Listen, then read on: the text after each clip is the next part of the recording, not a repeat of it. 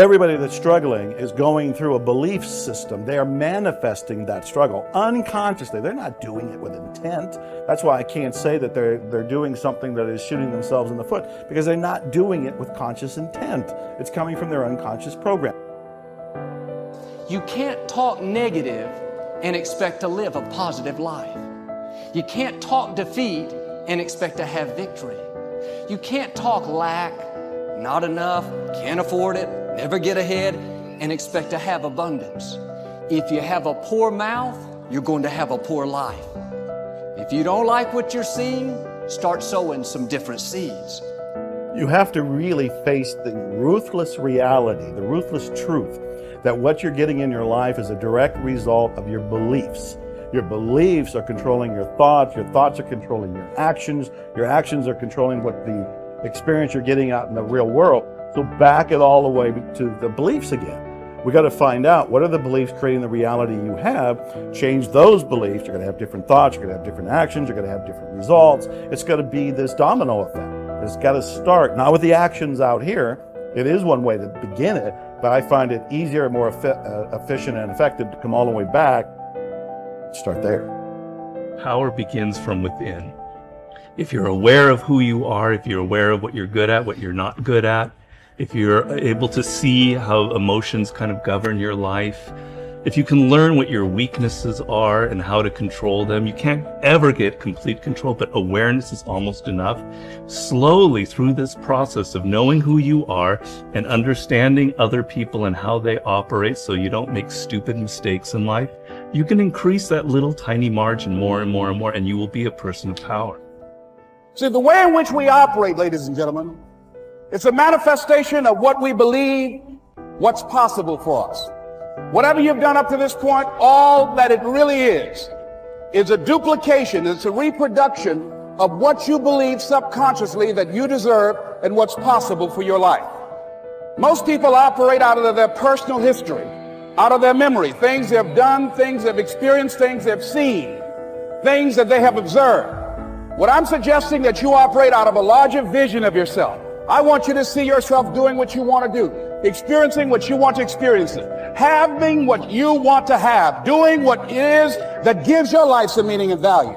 Operate out of your imagination, not your memory. Because whenever you look at where you want to go, I'm wanting to warn you, you will have some conversation back here after you go through the data that you've experienced in life saying you can't do it. And so what you want to begin to do is ignore that inner conversation. Start putting the right things in. Now, we live in a time in society where there's so much great information, whether it's a podcast, whether it's inspirational interviews, whether it's books or the lives of some of the people we looked at earlier.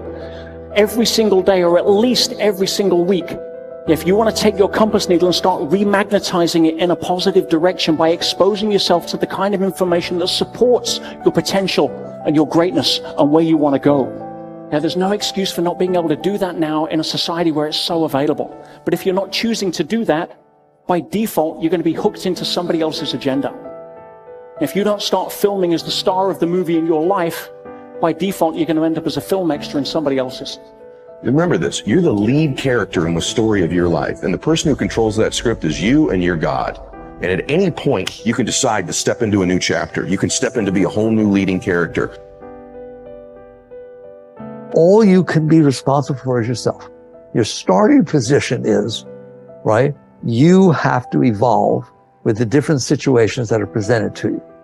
And my experience is, if you do that, the rest will happen. The people around you will be raised naturally. Understand that? Like if you bring anger into a situation, imagine a household where everyone's always fighting. If all of a sudden somebody's not, and somebody's bringing understanding and love, that's all they have to do. It will change things, right? But you can't sit there and say, I won't change it until everybody else does. You know, I'm going to protect myself. That doesn't work. That doesn't work. That's the chicken and the egg. Change. Right. So that you're asking, I'm just so surprised. I said, such big things, all right? It's like, can it be better? Of course it can be better, but it requires that everybody work on themselves. When you saw this depressed thoughts coming in, or these self-sabotage thoughts coming in, what did you shift it with affirmations, with different thoughts? What did you start to say? It was just the awareness, that, as I said, the very first stop light where I started all of a sudden to listen while I'm waiting for the light. It was like the first time I tuned in and go, what the hell are you thinking? That was the most important thing, because then the habit of not going there anymore, starting to realize, this is why am I thinking this negative thing? Turn around, make a positive statement right now, because that negative one is taking you on and just a repetition of this behavior become habitual. So, and habits are great. Why? No effort. I love habits. Why? You don't even have to think about them. They do it automatically, So if you put in these really great habits, you can walk through the day and think anything you want, do anything you want, and your habit, if they're good ones, will just guide you perfectly through here without even being involved with thinking. That's the game. The game is, what is heaven to you? Then program that's your life. And then guess what? The 95% of the day manifesting heaven while you're not even thinking about it. And the way that you countermand the fear of failure, whenever you think of something that is fearful, you say the words which override these words. The words are, I can do it. I can do it. I can do it. I can do it. Tell your kids you can do it. Tell your spouse you can do it. Tell your friends you can do it. Tell people who are looking at a new challenge you can do it. Start a business you can do it. Call on a big customer you can do it. Just tell people you can do it, because every single time you reinforce somebody else, you reinforce your own courage. What is the word encourage? It is to instill courage into. When you encourage other people, you actually encourage yourself. And remember, fear is the big enemy. Our job is to get rid of this fear of failure. This fear of failure that holds us back and paralyzes us. Imagine if you weren't afraid of anything in the whole world, what a difference it would make.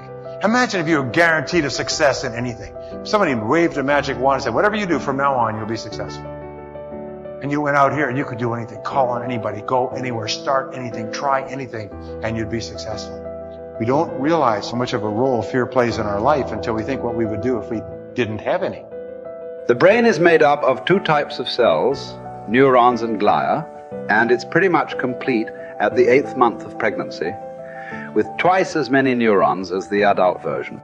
As we age, neurons that aren't used don't fit the required job, or are simply too weak, will be pruned away in a process known as neural Darwinism. Therefore, the assumption is that as we age, our capacity to learn and retain information diminishes. But it's not true. If you don't use your brain, then of course you will lose it, but that has nothing to do with age. In truth, the brain is much more pliable than we first thought. It is able to change as our environment and experiences change. We can learn, and more importantly, unlearn. Whenever you carry out certain behavior or think a thought, a neural pathway is created.